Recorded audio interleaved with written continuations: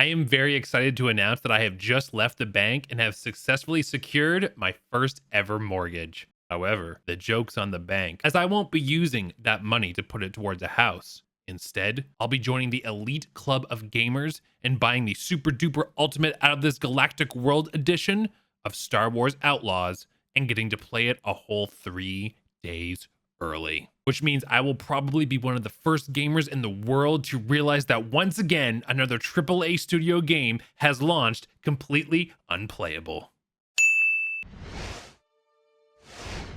Now, so I'm not just dogpiling on Star Wars Outlaws here, it is by far not the only game to be guilty of this. This trend has becoming very, very popular over the last few years, it seems, but Star Wars Outlaws is the most recent outlier of this, which is why we're going to be talking about it today. Star Wars Outlaws is the newest Star Wars game that is coming out later this summer on August 27th, I believe, and I also think it is meant to be sort of an open world Star Wars game by Ubisoft.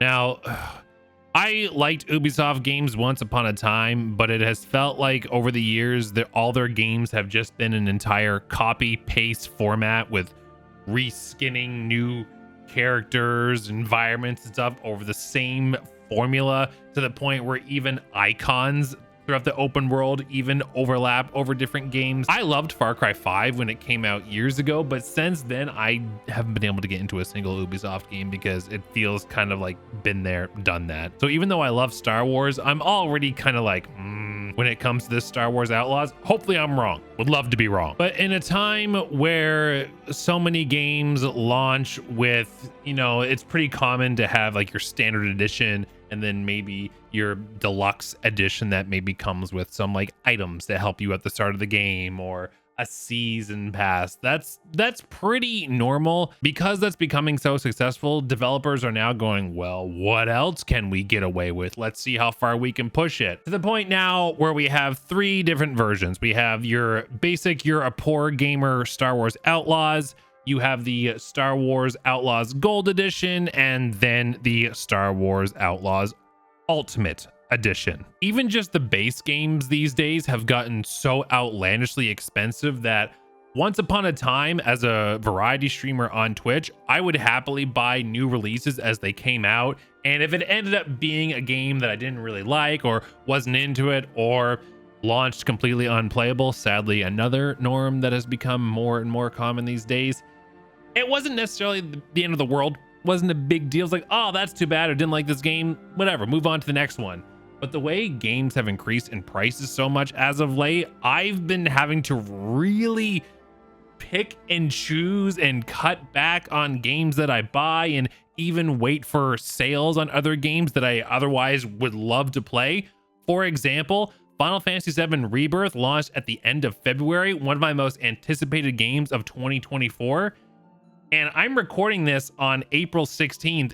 I still haven't bought it. That game in Canada runs for, I believe, $93 plus tax. So afterwards, it becomes over $100. And that's just for the base game. That's not even with all the extra crap that comes in their deluxe edition. But even then, I only want the base edition anyway, because when you buy these deluxe editions that end up coming with other stuff, I usually find within the first 1 to 2 hours, all that stuff that you shelled out an extra $20 for is already underpowered and useless. It's more just to give you a little push out the door. So more often than not, I find these deluxe editions are never ever worth it. But one thing that Star Wars Outlaws, and again, other games are starting to do as well, they're making it so if you give them all the crazy extra money, they're gonna let you play the game 3 days early. So in terms of a story game, you can kind of get ahead of everyone. For streamers, you get the early access, so people will come to your streams. Maybe you'll get a little bit increased viewership because people are curious to see what this game is like.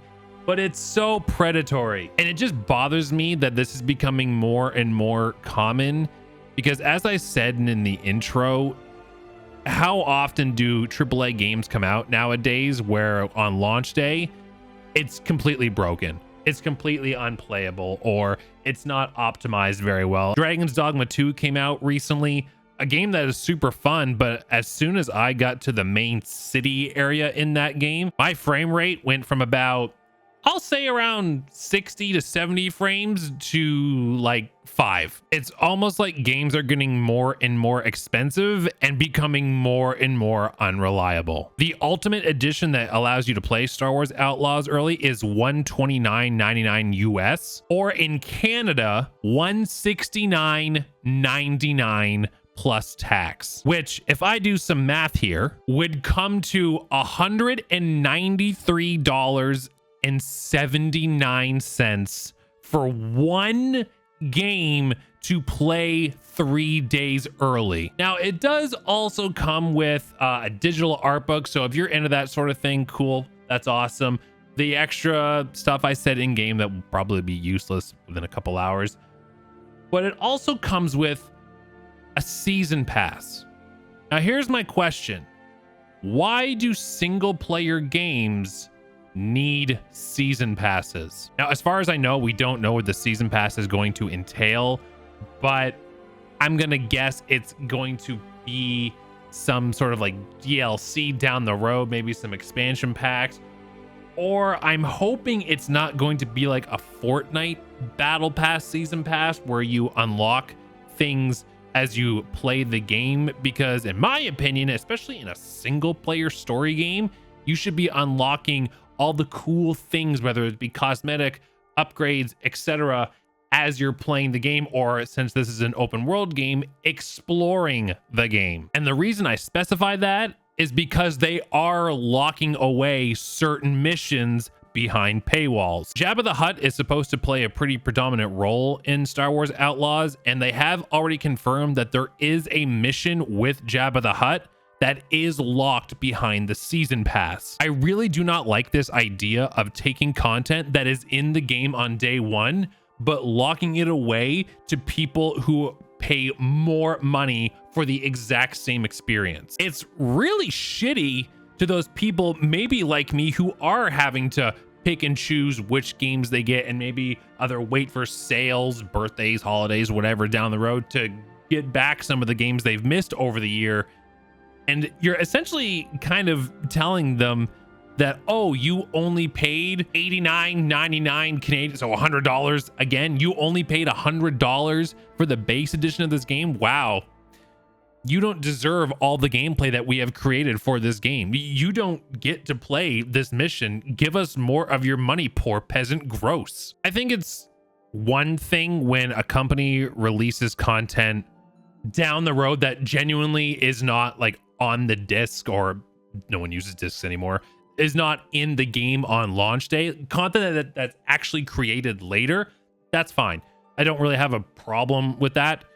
But when it's content that is already there and is reserved for people who pay more money, is a very much a slap in the face. Spending $100 on a game should not be like a ticket to some of the content. Granted, it could be like maybe it's a small nothing mission, but at face value, we don't know that. And maybe it'll unlock, you know, a month later for the poor peasants who can't afford the $144.99 edition of the game, or the $169.99 edition of the game. But the more that gamers buy this stuff and the more companies realize they can get away with this stuff, the worse it's going to get. It's very rare that we have companies like Larian, who created Baldur's Gate 3, who are like, hey, we've spent years and years making this game,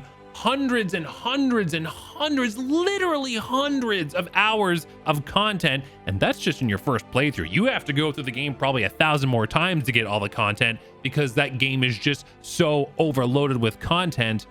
And hey, you just gotta buy the one edition and you get all of this. No season pass, no DLC to get later, no paywalls, no microtransactions. Just, hey, this is like a love of art. This is a labor of love here to our players. Just take it, play it, and enjoy it. And that is why Baldur's Gate 3, I believe I read this the other day, is the first game to win Game of the Year in all of the 5 major video game awards, and it's absolutely deserved. Larian Studios hooked me up with a key for Baldur's Gate 3 back in August when it launched, and I love the game so much and respect the company so much that as soon as I can find some budget for it, I want to buy the deluxe edition of the game that's coming out with all the cool little collectibles and everything, just because I want to support a company that cares this much about their player base and just wants them to enjoy the experience that they have spent years creating. Star Wars Outlaws could end up being an amazing game. I don't know. I'm just looking at this at face value, and I'm not liking the practices that Ubisoft is implementing with this and how frequent this is slowly becoming in the gaming industry.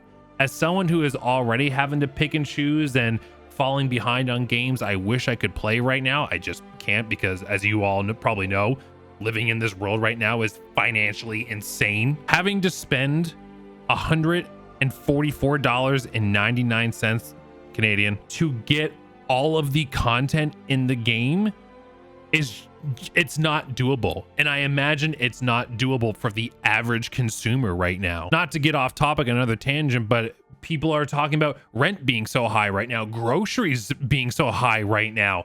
Everything is just getting so ridiculous that now you have to weigh if you want to spend $100 on a brand new game. But if you only spend $100, you don't get all the content that's associated with that game. Companies are starting to try and nickel and dime consumers at every possible way they can.